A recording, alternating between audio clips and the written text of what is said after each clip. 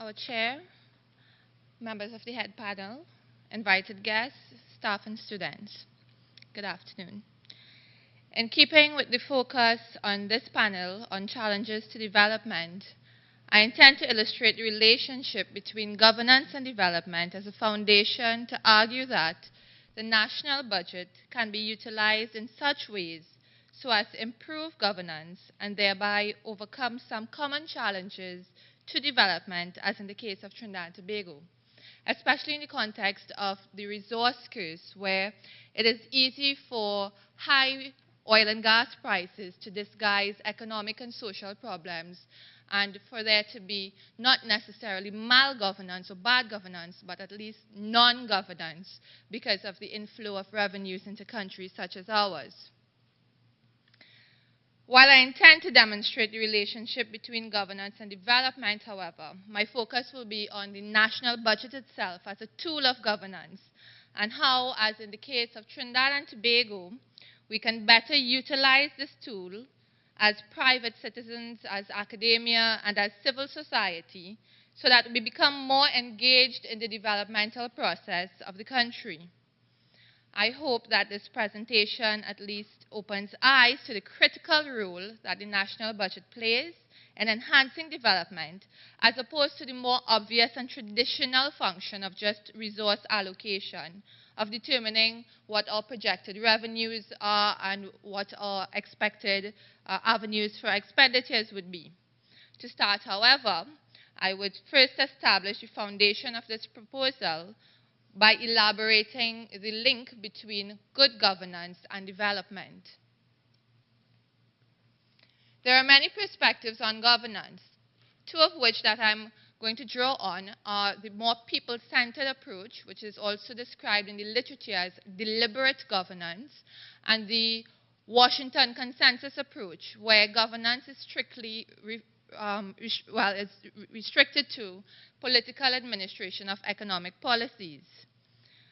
In the second approach, that is the Bretton Woods institution approach or the Washington consensus approach, governance is considered strictly as a process of facilitating growth. However, there has been greater emphasis on governance as a shared responsibility of public and private actors, that is the deliberate governance approach, including networks of private, civil society, and state actors, as opposed to the traditional governance where governments are treated as institutions with hierarchical power. Based on the first approach, I would rely on this definition of governance, which highlights the role of the state as well as social institutions in not only administering policies, but also ensuring that processes of administration are people-centered. In this case, if we are to explain the relationship between good governance and development, I would draw on the works of Sen 1999 and 2002, where development is considered as consisting of opportunities and processes. Here, Sen elaborates that development is more than just valued outcomes consisting of the ability to live a life free of hunger or to live a life free of illiteracy or disease, but rather development also includes the process by which people become involved in determining what their valued outcomes are. The relationship, therefore, that I would like to establish is that good governance, through the elements of accountability, transparency, participation, among other elements, and expand the freedoms that are available to populations so that they can not only benefit from valued outcomes, but they also can become part of the process of achieving these outcomes.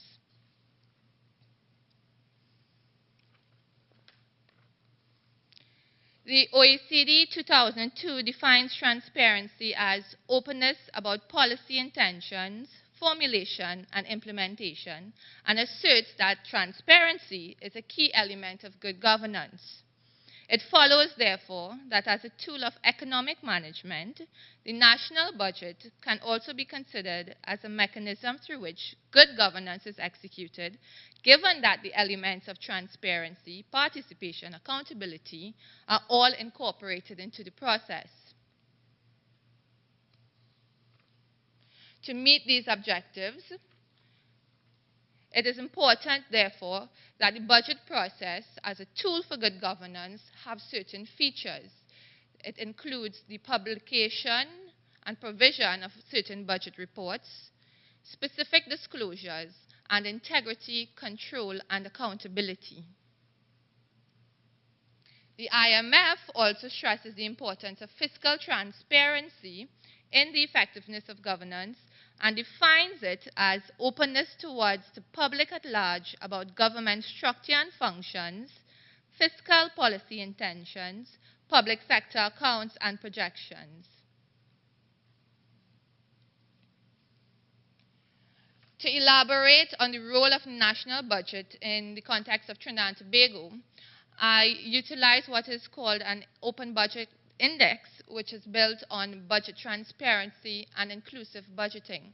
The Open Budget Index draws upon the literature, which essentially shows that apart from these two conclusions, the need for greater transparency as a condition for increased participation in the budget process can improve governance and therefore lead to increased development. The figures here are figures that were derived for the study that was executed in 2007, or for the 2007-2008 Open Budget Index, showing that Trinidad and Tobago scored 33% and ranked 55th out of 85 countries that participated in the exercise. With this score, it suggests that Trinidad and Tobago provides minimal information on the national budget and general budget information. Of course, a more recent study was done for the 2008 and 2009 Open Budget Index, for which the results are pending and should be presented at a CEDU seminar later this month on October 21st. However, if we are to analyze the first score of 33%, what we would find is that this score was fed by the fact that Trinidad and Tobago provides very little information because many of the documents that are recommended by the IMF and by the OECD are not produced or made available to the public. That is, for example, a pre-budget report.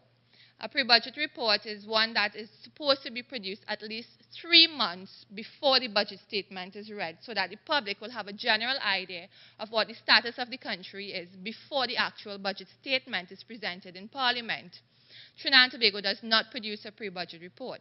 In fact, many of the budget documents that we rely upon are produced but only made publicly available on the very day that the budget statement is read in Parliament. So it gives the public a very short span of time to assess the material before the budget is actually enacted and in Parliament and approved by legislature. So this here would demonstrate the reason why Trinidad and Tobago has ranked so poorly in terms of the Open Budget Index. And it would be interesting, therefore, to see if there has been any improvement from the results of the survey in 2007-2008 to the latest survey in 2008-2009. The lack of transparency in budget information and the national budget is also demonstrated by the results of a 6-question campaign that was undertaken earlier this year by myself and Prof. Panton. This campaign involved very simple exercise of sending requests for certain types of information to ministries pertaining to maternal health, developmental aid, and on the environment. We basically sent out the requests and traced the responsiveness or lack thereof of the ministries. Each exercise was done 3 times, so the request was sent out 3 times, and to this date we have received no information or no feedback unless we followed up with the request. What this says? Well, in an international context, 38% of requests made by the 80 countries that were engaged in this exercise were met by what was coined as administrative silence or mute refusal, Trinidad and Tobago being one of these. So, conclusions. We can agree that there is a link between good governance and development, especially for economies like Trinidad and Tobago, where our resource wealth has made it easier compared to other countries to achieve economic growth. We need to recognize that the gap between economic growth and development can and will be bridged if there is good governance, just as one element, of course. The elements of good governance being accountability, transparency, and participation are mutually reinforcing, meaning that if there is transparency, then the public can engage in effective participation, which would later lead to greater accountability on the part of governments. And finally, the national budget can enhance good governance by incorporating these elements of accountability, transparency, and participation.